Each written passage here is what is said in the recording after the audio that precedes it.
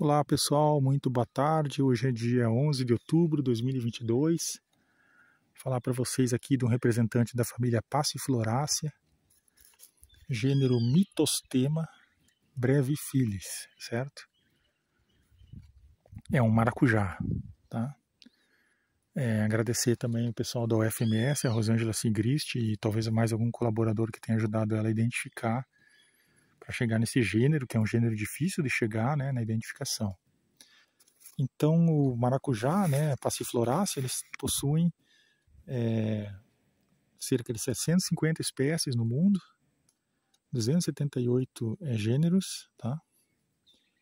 E é muito famosa essa família pelo maracujá, né, que é a Passiflora edulis, que é uma planta comestível, mas nem todos os maracujás são comestíveis, certo?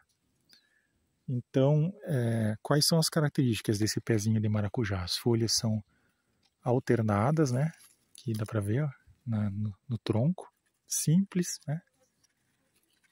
Mas os maracujás mesmo, eles possuem folhas que muitas vezes são compostas, tá? Elas têm 3 lobos, que seria aquele lugarzinho na orelha onde a mulher põe o brinco. Então são folhas que dividem em 3, assim, mas esses lobos eles não são recortados como no pequi, tá? Depois a gente mostra o pequi ali, vocês vão entender melhor. Então essas folhas são simples, são mais ou menos espiraladas no tronco, de forma alternada, né? E as flores são flores bem complicadas, como a gente vai ver aqui, tá?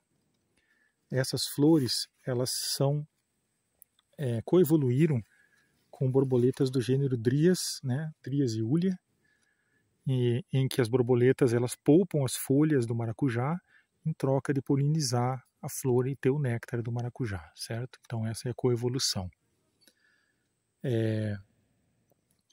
As flores, do maracujá, elas possuem 5 sépalas, nesse caso aqui são brancas, né?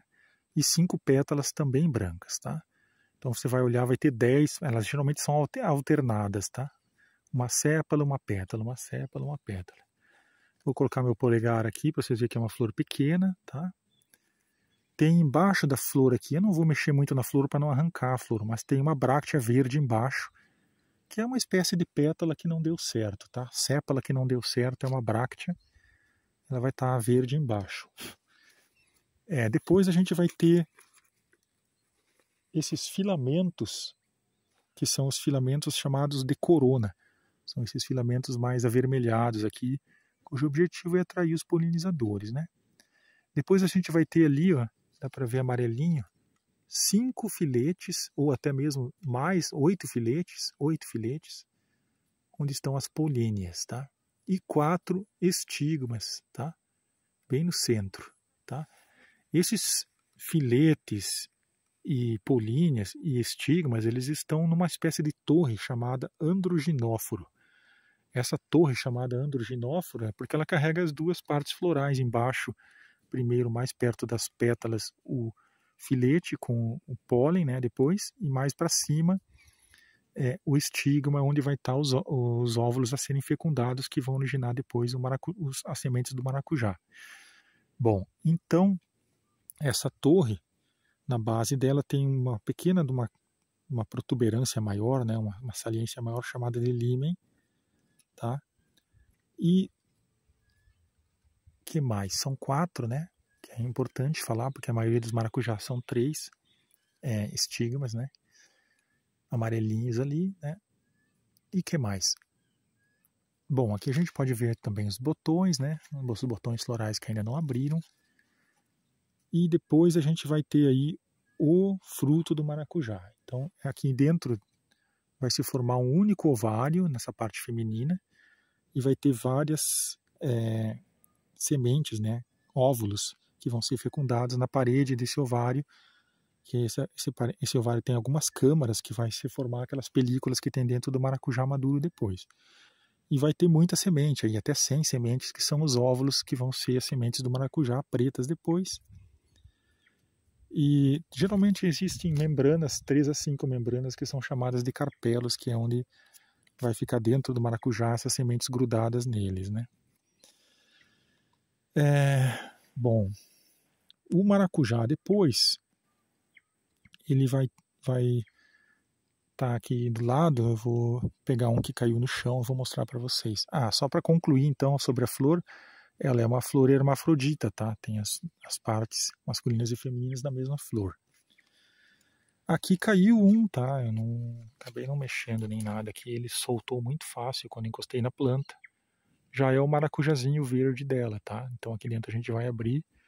Não garanto que seja comestível, não encorajo ninguém a comer maracujá sem saber exatamente se é comestível ou não, tá?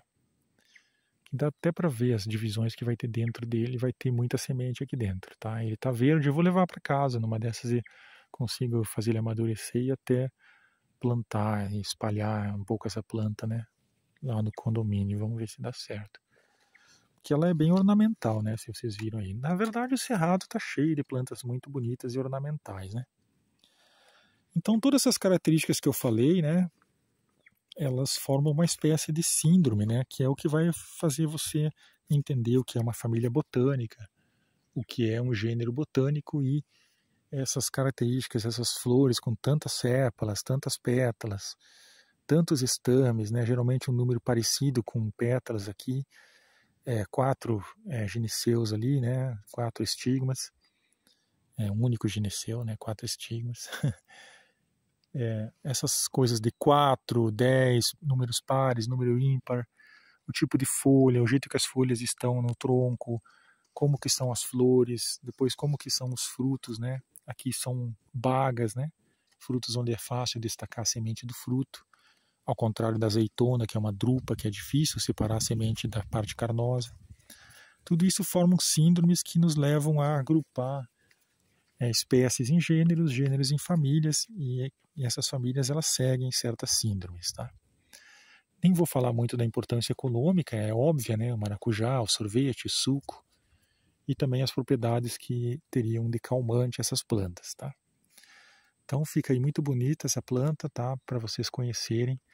Ela é um pouco diferente em relação às folhas do que a gente esperaria de um maracujazeiro e também um pouco diferente em relação ao hábito, né? O maracujá geralmente é uma trepadeira, aqui ela está numa forma arbustiva.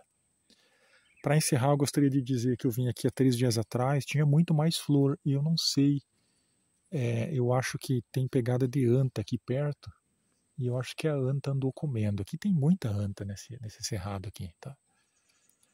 A anta provavelmente comeu as flores por algum motivo que a gente não conhece. Talvez para ela seja gostoso, né, e nutritivo.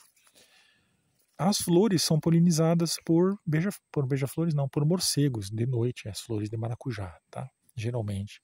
Mas aqui, quando eu cheguei, haviam pequenas abelhas e alguns outros insetos que talvez possam também polinizar. Então tá tudo aí para vocês, prontinho, bonitinho, uma aula prática para vocês entenderem mais a família Passiflorácea. Um grande abraço a todos.